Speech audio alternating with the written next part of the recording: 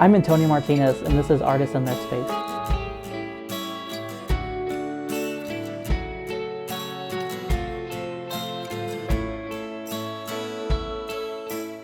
All my work usually starts out at my home studio.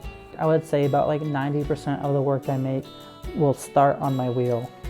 Depending on the work I'm making, we'll usually take different routes. So sometimes I will slip cast, sometimes I'll hand build, sometimes I'll just throw everything on the wheel. And then from there, I'll trim it with my trimming tools and then let dry.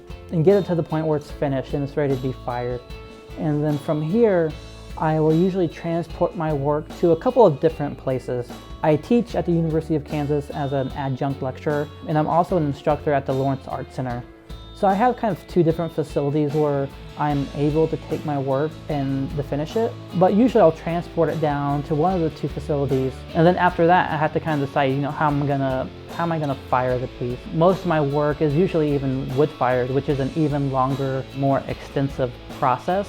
During the winter time, it takes a little bit longer, but during the summertime, it doesn't take very long at all. These things will dry out really quickly. So if I make out all the sections in like 2 days, and I can probably get it assembled in maybe like 3 or 4 days.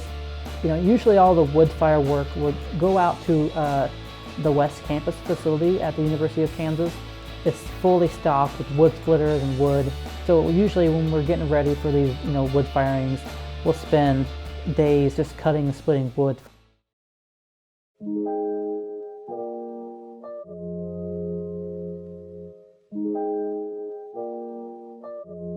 I have not always been an artist. I first initially wanted to be a radiologist. So I took a couple of ceramic classes in high school. And the only reason why I ever got into art classes was mostly because all of my friends were doing it. And then when I got to college, like I said, I wanted to be a radiologist. So I just started taking art classes because it was familiar to me and I've always enjoyed it. But as soon as I got into it, I've kind of just stuck around. What really attracted me to the arts were the people, the professors and the grad students, and just that whole community environment really stuck with me. In high school, when I started taking ceramics classes, I was always kind of the worst one in there. So I just kind of stuck with it because I wanted to be good at something. And I've always kind of had that same mentality as I continue to do it. There's always another level above what I'm doing, and I'm always just trying to make myself better. Grad school was in a way kind of really weird because they have really high expectations and they want you to experiment and try new things with your work and just really explore different alternative ways of making and to getting your idea across. I kind of used that freedom as a way to kind of just explore different ways of talking about my ideas. But initially all that stuff really came back to me just making and focusing on the actual functional object. The reason why I kind of focus on ceramics and making objects that kind of give a hint to another material is that we had a family business growing up working for my father's metal shop. Me and my brothers would go and work all day. We never went and bought new tools or new machines. We had to learn to take care of them and fix them. And they lasted multiple generations. So in a way, they kind of became characters within the shop that, are no longer here.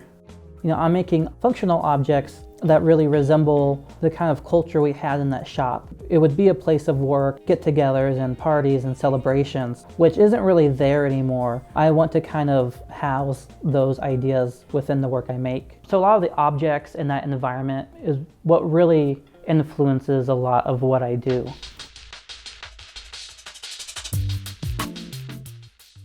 I don't think I have a style, I would say. I guess you could categorize what I do under functional pottery, even though sometimes I do kind of veer off and make objects that aren't functional for everyday use.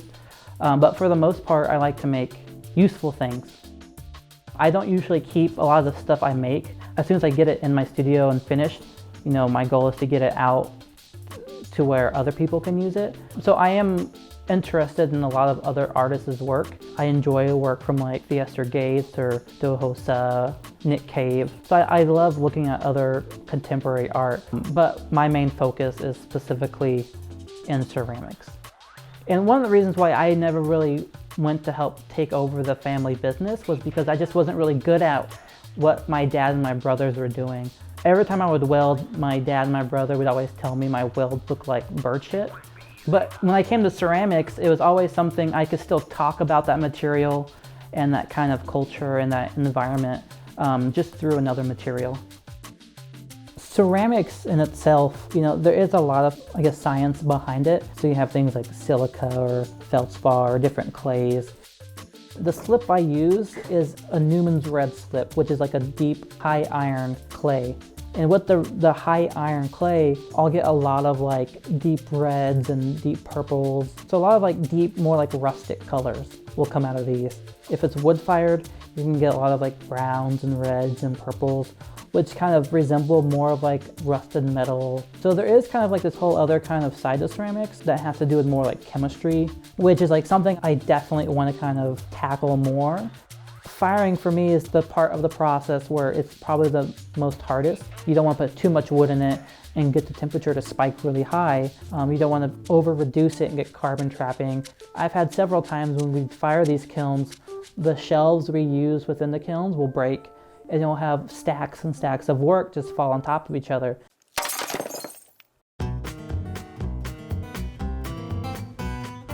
So being a father hasn't so much affected the work lately. Well, maybe it has, I'm just not really aware of it. It takes some time for me to kind of step away from the work after a while to really begin to take it in. So a lot of the objects I was making when I had my daughter were found objects, used like wagons and old like springs, and incorporating those in with my functional work, which really consisted of a lot of like brightly colored surfaces that still had that kind of weathered aspect to them. I feel like in 20 years I'll still be doing ceramics. I don't feel like there's ever like an end point.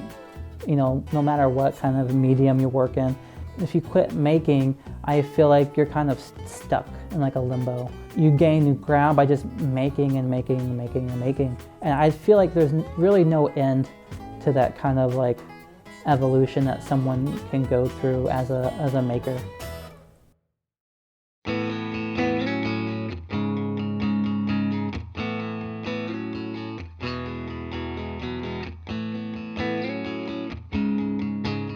During my thesis year, I spent the whole first semester making these 10 to 12 large canisters. There's a really low success rate. So out of the 12, I only had one that somewhat survived.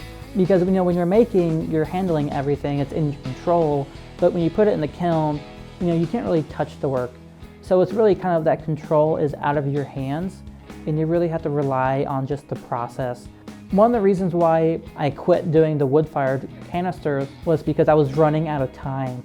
I only had a semester left to put together my thesis show, so I had to kind of figure out a way of kind of still talking about that same material without using the wood kiln. So from there I kind of transitioned into using just a gas kiln, which isn't as like harsh of an environment compared to a wood kiln.